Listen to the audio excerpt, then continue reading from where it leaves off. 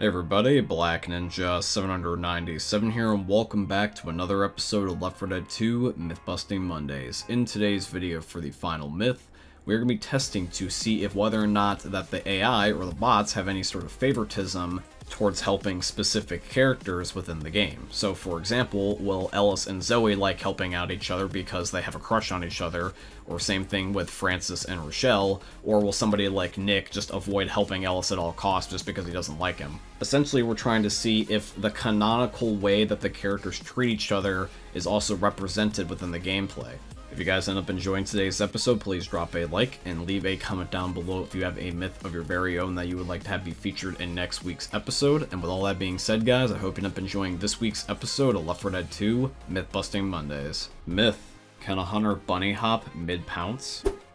Alrighty guys, so myth 1 is submitted in by Unknown, and he wants to know if a hunter can bee hop or bunny hop in Left 4 Dead. For those of you that don't know what bee hopping or bunny hopping is, essentially what it is that it's basically what it sounds like. You just time your actions in a certain way so your character will skip across the map faster than they technically should. Now, players have bee hopped mid-pounce with the hunter before, but for some reason when we were trying to do it, we were not able to get it to work. The person playing as the hunter in this footage was my buddy Dan, and Dan is an expert at trying to do bee hopping or speedrun based movements in most video games that he plays. So I trust him to replicate this if need be, but if he's not able to do it, then I would like to believe that there must have been something that was changed that makes it where it's either harder to do this, or you can no longer do this. Because if Dan can't do it, then I think that something's up here, because I trust him, and when he says he can't do it, there must be something going on. So I am going to leave myth 1 busted for now, but I am willing to update the result if further information is discovered. Myth: can a special infected drown faster than a survivor?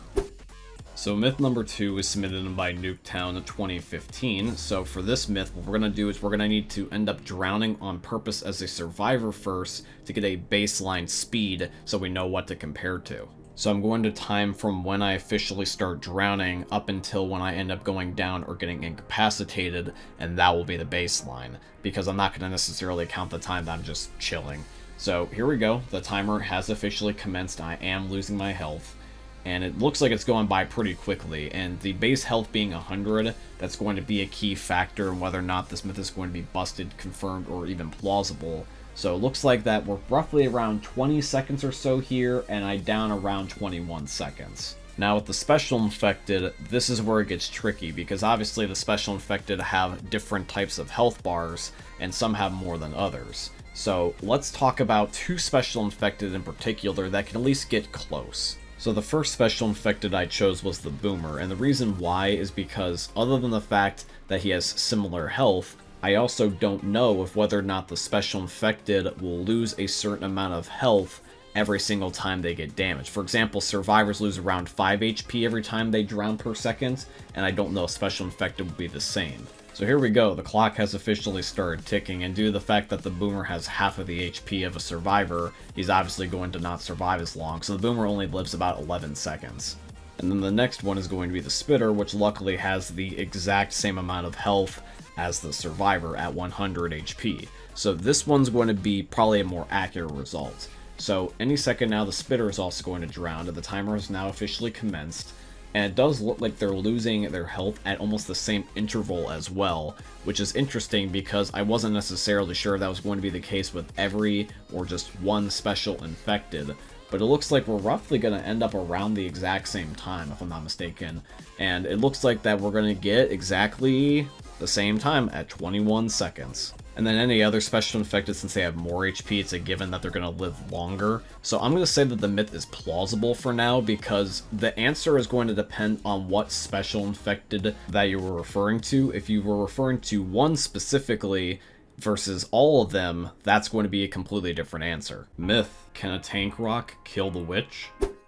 So myth 3 is submitted in by, I believe it's pronounced Guabpanino. I am sorry if I butchered it, because I probably most likely did. Now in your myth, it seems that you care mostly about whether or not the witch can die with a tank rock, so we're going to lean into that and just only focus on the witch here today.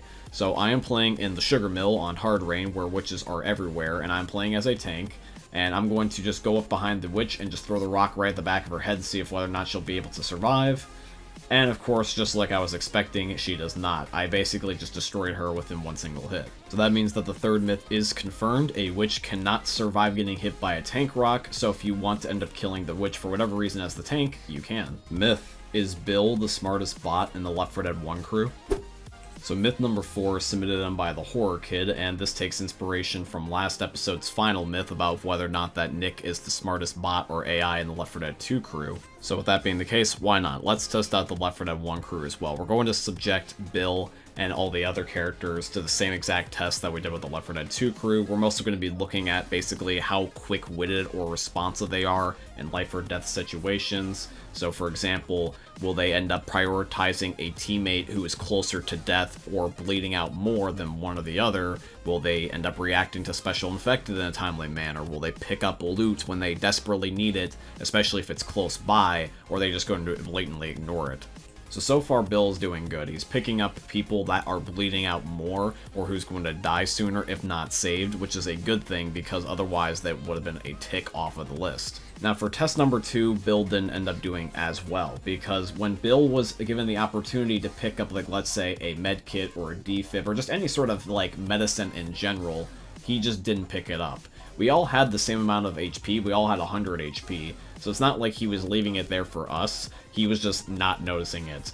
It's literally not even like 5 feet away from him, and he's just standing there just looking up at the sky. He does eventually pick it up, believe it or not, but it took him like 30 seconds. We basically had to smack Bill in the back of the head and just keep running into him in order for him to finally notice that there's a medkit next to his feet. At least Bill made up for it in round 3 with his gun skills, because in terms of saving the survivors, I would feel like his skills are average. Now, with the other 3, I would say that they were pretty much all exactly the same skill level, believe it or not. There was really no big differences from what I noticed between each other. Zoe did revive everybody in the order that I do believe that she should have. She went for Lewis, who was bleeding out more, and then proceeded to go get Francis next.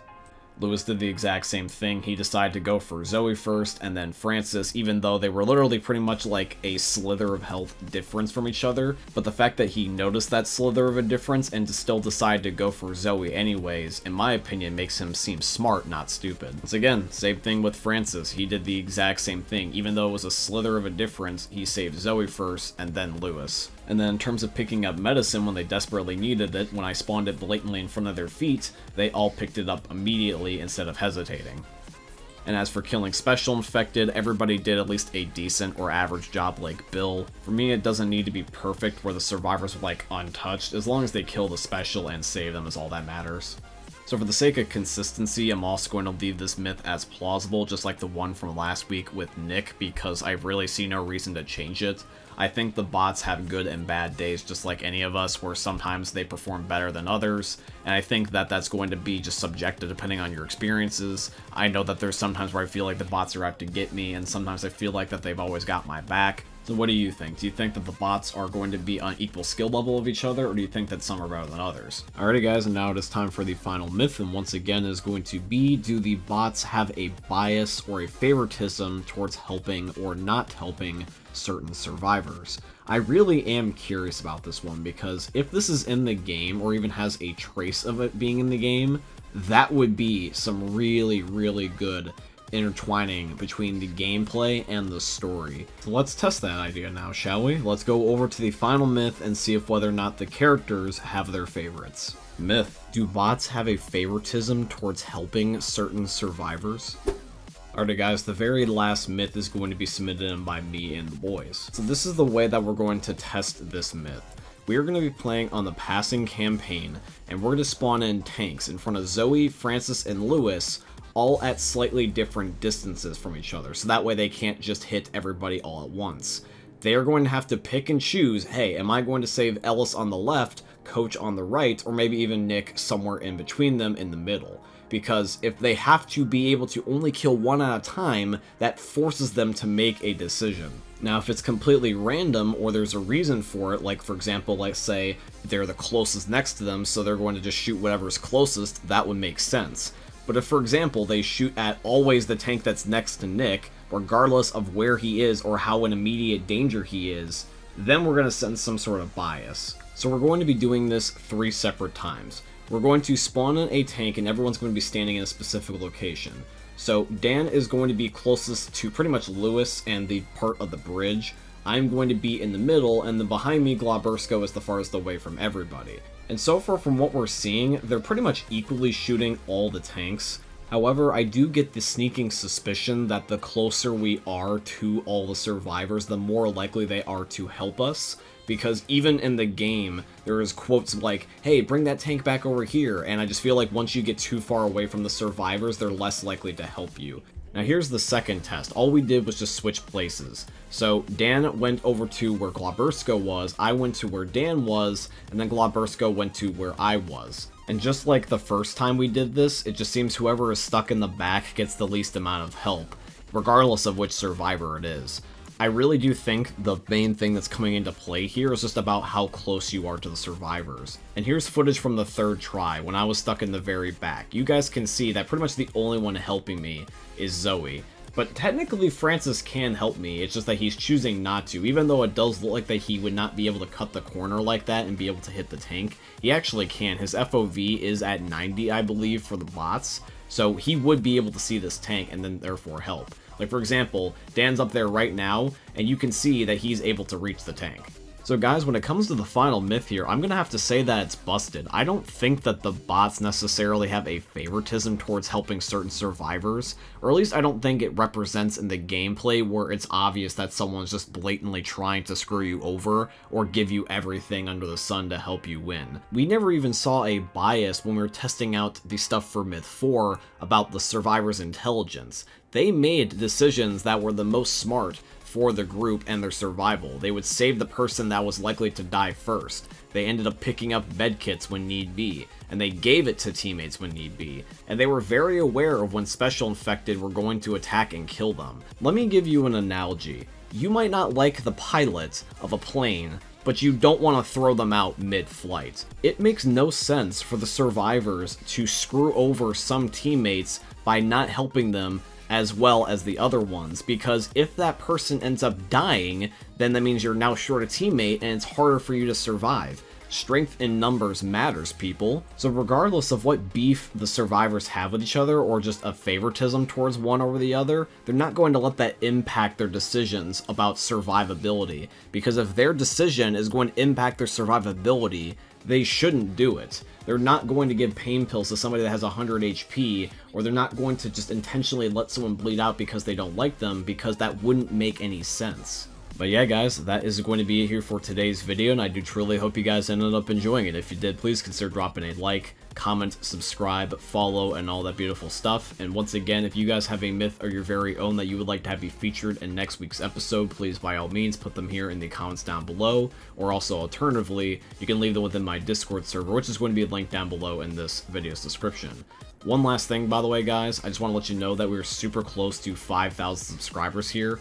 And for 5,000 subscribers, I'm going to be doing a Left 4 Dead 2 themed iceberg. For those of you guys that don't know what it is, essentially what it is that you have this iceberg PNG, and you end up reciting facts, rumors, and trivia. As you go further and further down, they can end up getting more and more obscure, and even sometimes creepy. And I just thought this would be cool, like a video essay that you guys would want to just watch while you're just chilling, or maybe perhaps when you want to end up having something to listen to. So look forward to that when we hit 5,000 subscribers, and if you want to see it as soon as possible, make sure you spread the word. With all that being said though, guys, I do hope you end up enjoying seeing another YouTube video from the most unique YouTubers you're ever going to see. Thanks for watching, guys. I love all of you, and peace out.